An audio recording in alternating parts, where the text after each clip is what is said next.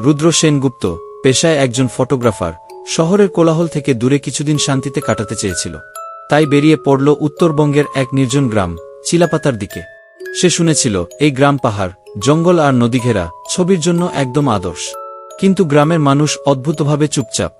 রুদ্র যতই কথা বলতে যায়, সবাই এক শব্দে উত্তর দেয়, যেন কিছু লুকিয়ে রাখছে। একদিন রুদ্র এক বৃদ্ধার সঙ্গে কথা বলে জানতে পারে, গ্রামে একটা পরিত্যক্ত বাড়ি আছে যেটা মানুষ এড়িয়ে চলে। লোকের মুখে শোনা যায় ওখানে রাতে ছায়ামানব ঘোরাফেরা করে। তার ছায়া নাকি মানুষের ছায়া নয়, আর তার চোখ লালচে আগুনের মতো জ্বলে। রুদ্রের উৎসাহ বেড়ে গেল। সে ঠিক করল সেই বাড়িতে গিয়ে ছবি তুলবে, দিন নয় রাতেই। রুদ্র রাত 10টার সময়ে রওনা দিল গ্রামের প্রান্তের সেই পরিত্যক্ত বাড়ির দিকে। সঙ্গে ক্যামেরা, ট্রাইপড, টর্চ আর একটা নোটবুক। পথে পাখিদের ডাকও থেমে গেছে, শুধু শোনা যাচ্ছে পাতার খসখস শব্দ, আর মাঝে মাঝে কোনো অজানা প্রাণীর ডাকে হিমশীতল হয়ে আসছে পরিবেশ। বাড়িটা দেখে যেন বুকের ভেতর কিছু চেপে বসল। দরজাটা আধ খোলা, কাঠের পাটির মধ্যে দিয়ে চাঁদের আলো ঢুকছে। রুদ্র সাহস করে ঢুকে গেল ভেতরে। ঘরের এক পাশে ধুলো ধরা আয়না, অন্য পাশে ভাঙা চেয়ার। হঠাৎ করেই একটা ঠান্ডা বাতাস চলল, যেন কারো নিঃশ্বাস তার গলায় লাগল। রুদ্র টর্চ জ্বালাল। সামনে দেয়ালে একটা অদ্ভুত ছায়া, কারো মাথা, হাত, কিন্তু শরীরটা যেন ঠিক মানুষের মতো নয়। সে দ্রুত ক্যামেরা অন করল, ফ্ল্যাশ দিয়ে ছবি তুলতে লাগল। হঠাৎ পেছনে কারো পায়ের শব্দ। সে ঘুরে দেখল কেউ নেই। আবার ছবি তুল। একটা ফ্রেমে দেখা গেল একটা লম্বা ছায়া দাঁড়িয়ে আছে তার ঠিক পিছনে, চোখ দুটো লাল। রুদ্র আতঙ্কে পেছনে তাকাল, কেউ নেই। আবার ক্যামেরার স্ক্রিনে তাকাল, ছায়া আস্তে আস্তে এগিয়ে আসছে, শুধু স্ক্রিনেই। সে দৌড়ে বেরিয়ে এল বাড়ি থেকে। হৃৎপিণ্ড যেন বুকে ঢোল বাজাচ্ছে। কিন্তু গল্প এখানেই শেষ নয়। পরদিন সকালে রুদ্র দেখে তার ঘরের দরজার বাইরে মাটিতে কাদা লেগে থাকা দুটি পায়ের ছাপ, একদম সোজা এসে দাঁড়িয়েছে তার দরজার সামনে। রুদ্র পুরো রাত ঘুমোতে পারেনি। বারবার মনে পড়ছিল সেই ছায়া, লাল চোখ, আর ক্যামেরার সেই ছবি। সকাল হতেই সে ছুটে গেল গ্রামের একমাত্র চায়ের দোকানে, যেটা খোলার সময় লোকজন একটু গল্প করে। সে ছবি দেখাতে গেল, কিন্তু অবাক হয়ে দেখল ছবিগুলো সব মুছে গেছে। শুধু কালো স্ক্রিন আর মাঝে মাঝে ঝাপসা কিছু রেখা। কিন্তু ক্যামেরার মেমোরি ফুল।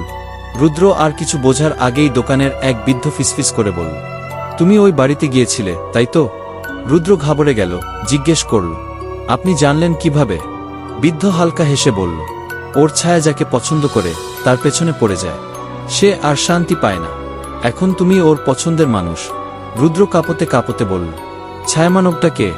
বৃদ্ধ গলা নামিয়ে বলল, অনেক বছর আগে ওই বাড়ির মালিক ছিল হরেকৃষ্ণ মল্লিক। নিজের গবেষণার জন্য সে অদ্ভুত এক ছায়া তৈরি করেছিল, যেটা ছায়া হয়েও নিজের ইচ্ছায় চলতে পারে। কিন্তু এক রাতে সেই ছায়াই তাকে খুন করে। তখন থেকে সে ছায়া নতুন নতুন মানুষের খোঁজে থাকে, যাদের মনে ভয় আছে, কৌতূহল আছে। রুদ্র বিশ্বাস করতে পারছিল না। সে বাড়ি ফিরে দরজা বন্ধ করল, কিন্তু তখনই শুনতে পেল জানালার কাছে টুকটুক শব্দ। কেউ যেন জানালায় আঙুল বোলাচ্ছে। সে ধীরে ধীরে জানালার পর্দা সরাল ও জানালার ওপারে ছায়ামানব তাকিয়ে আছে, লাল চোখ, অচেনা হাসি। রুদ্র জানালার পাশে দাঁড়িয়ে স্তব্ধ। ছায়ামানবের লাল চোখ তার চোখে চোখ রাখে, তারপর ধীরে ধীরে মিলিয়ে যায় অন্ধকারে। রুদ্র চিৎকার করে ওঠে, কিন্তু বাইরে কেউ নেই। সে জানে এই খেলা থেমে যাবে না, যতক্ষণ না সে এর শেষ খুঁজে পায়। সন্ধ্যার আগেই রুদ্র গেল আবার সেই বৃদ্ধের কাছে। আমি মুক্তি চাই, এটা থামাতে হবে। বৃদ্ধ মাথা নাড়ল, বলল, ছায়ার শক্তি ছায়াতেই জন্মায়।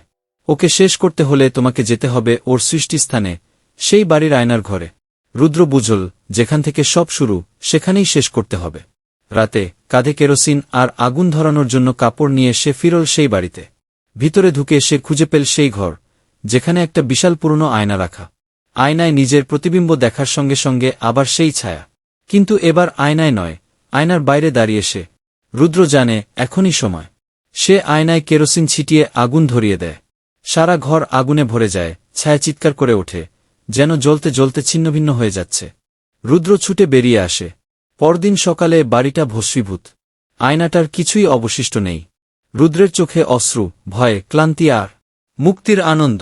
কিন্তু ও রাত্রে নিজের ঘরে ফিরেই সে দেখে দেয়ালে হালকা একটা ছায়া, একদম তার মতো, কিন্তু চোখ দুটো এখনো লাল।